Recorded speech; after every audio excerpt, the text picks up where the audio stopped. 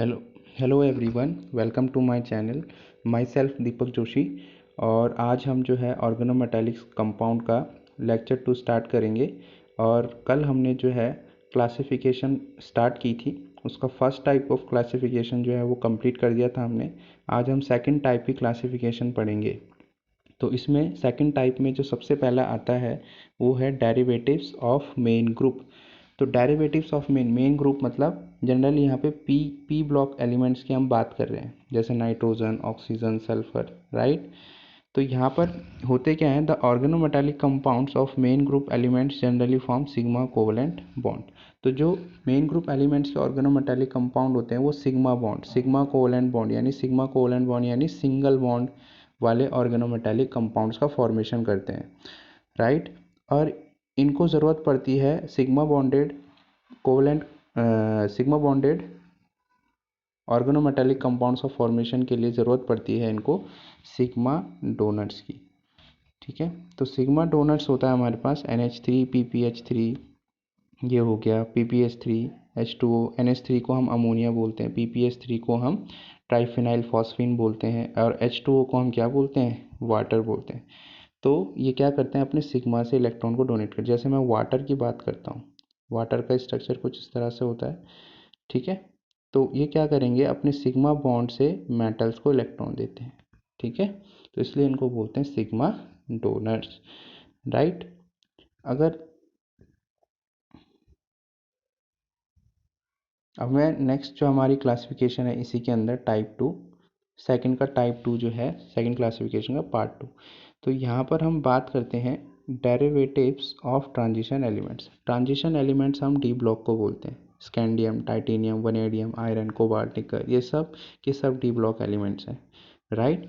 तो यहाँ पर क्या होता है कि the transition elements forms organometallic compound with pi bonding ligands. मतलब पाई बॉन्डिंग लिगेंड्स क्या होते हैं, जैसे O2 माइनस, N3 माइनस, ये क्या करते हैं, अपने पाई बॉन्ड से इलेक्ट्रॉन डोनेट करते हैं, ठीक है। तो जो डी ब्लॉक एलिमेंट्स हैं वो पाई डोनर्स के साथ अच्छे ऑर्गेनोमेटालिक कंपाउंड्स का फॉर्मेशन करते हैं। देखिए ये क्लासिफिकेशन है, ये आपको जस्ट लर्न करना है, राइट।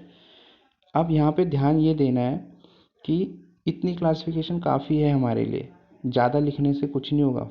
थोड़ा बहुत लिखो लेकिन सही से लिखो, कम लिखो पर अच्छा लिखो, कम पढ़ो पर अच्छा पढ़ो, राइट। तो थर्ड क्लासिफिकेशन पे मूव ऑन करते हैं। थर्ड क्लासिफिकेशन में क्या है, थर्ड क्लासिफिकेशन हमारे पास based on nature of metal carbon bond. जो ये मैंने कल बताया था कि कोई भी कार्बन से मेटल जुड़ा हुआ है, ये बॉन्ड कैसा है, स्ट्रॉन्ग है, वीक है, कोवलेंट है, आयोनिक है, इसके बेसिस पे जो है हमारी थर्ड टाइप की क्लासिफिकेशन ओरिजिनेट हुई है, ठीक है। तो उसमें सबसे पहला जो है हमारे पास वो है आयनिक ऑर्गेनोमेटालिक कंपाउंड। तो आयनिक ऑर्गेनोमेटालिक कंपाउंड वो कंपाउंड होते हैं are those in which the hydrocarbon is present which is negatively charged and is strongly attracted to the metal cation by electrostatic force। जैसे मैं बात करता हूँ, अगर सिंपल बात करूँ तो जैसे मैंने ये एग्जांपल लिया है यहाँ पे, ये वाला C10H8 सोडियम। तो यहाँ पर होता क्या है कि जैसे C10H8 और Na, तो इस पे प्लस चार्ज होता है, इस पे माइनस चार्ज। माइनस इस पर क्यों आया, क्योंकि कार्बन जो है वो सोडियम के कंपैरिजन में मोर इलेक्ट्रोनेगेटिव एलिमेंट है, क्योंकि कार्बन नॉन मेटल है और सोडियम मेटल है, तो इसलिए इस पर क्या आया, नेगेटिव चार्ज।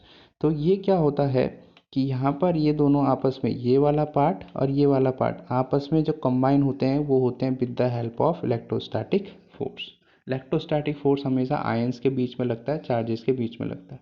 तो ऐसे कंपाउंड्स, ऑर्गेनोमेटालिक कंपाउंड्स, जहाँ पर इलेक्ट्रोस्टैटिक फोर्स ऑफ अट्रैक्शन होगा, ठीक है, तो उन कंपाउंड्स को हम बोलेंगे आयनिक ऑर्गेनोमेटालिक कंपाउंड्स।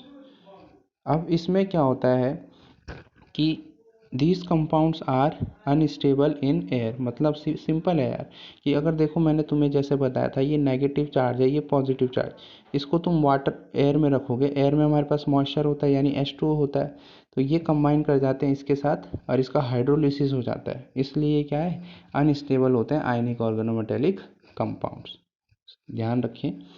नेक्स्ट जो क्लासिफिकेशन आती है इसी के अंदर वो आती है sigma bonded organometallic compounds. Sigma bonded organometallic compounds. तो यहाँ पे नॉन ट्रांजिशन एलिमेंट्स जो डी ब्लॉक को छोड़ के सब नॉन ट्रांजिशन होते हैं forms the sigma covalent organometallic compound. Sigma organometallic covalent organometallic compound जैसे BCH3 boron trimethyl, aluminium trimethyl. ठीक है, तो इनके जो एग्जाम जैसे मैं बात करूं CH3 और ये CH3, यहाँ पे क्या हो रहा है कि ये जो सिंगल बॉन्ड है इसको हम बोलते हैं कोवलेंट बॉन्ड, क्योंकि यहाँ पर जो है इलेक्ट्रॉन शेयर हुए हैं। बोरोन ने भी अपने इलेक्ट्रॉन शेयर करा है और मिथाइल का जो कार्बन है उसने भी अपने इलेक्ट्रॉन शेयर करा है। तो यहाँ पर ये कैसे बनाते हैं sigma bonded covalent organometallic compounds, sigma bonded है, राइट। थर्ड टाइप का इसमें जो आता है वो आता है non classically bonded organometallic compound. ये वो कंपाउंड्स होते हैं जिनको हम two centre two electron system की हेल्प से डिफाइन नहीं कर सकते। जैसे हम अभी देखते हैं two centre two electron system है क्या।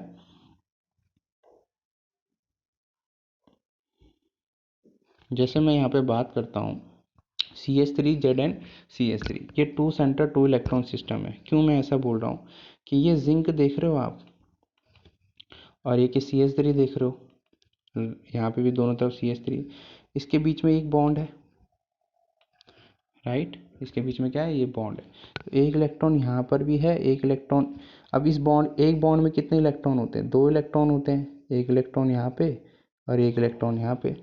तो ये दो इलेक्ट्रॉन हो गया, इसको हम बोलते हैं टू इलेक्ट्रॉन। और ये किसके बीच में है दो इलेक्ट्रॉन, दो ग्रुप्स के बीच में, एक जिंक हो गया मेटल और एक हो गया CH3, इन दोनों के बीच में है तो इसलिए बोलते हैं टू सेंटर्ड। टू इलेक्ट्रॉन आ गया इस बॉन्ड से और टू सेंटर, एक सेंटर हो गया जिंक और दूसरा सेंटर हो गया मिथाइल, तो इसको हम क्या बोलते हैं two centred two electron system. तो ऐसे कंपाउंड्स को हम two centre two electron system से क्लासीफाई नहीं कर सकते, इनके लिए फर्दर क्लासीफाई इनको करना पड़ा इनको डिफाइन करने के लिए। तो उसमें सबसे पहला जो आता है वो है transition metal complexes with unsaturated organic compounds. Unsaturated organic compounds alkene, alkyne, ठीक है, ये सब होते हैं जिनमें पाई बॉन्ड होता है।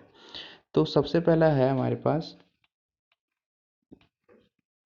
Transition metal complexes with alkenes. Alkenes होते हैं बच्चों पाई बॉन्ड वाले कंपाउंड्स, डबल बॉन्ड जहाँ होता है, ठीक है।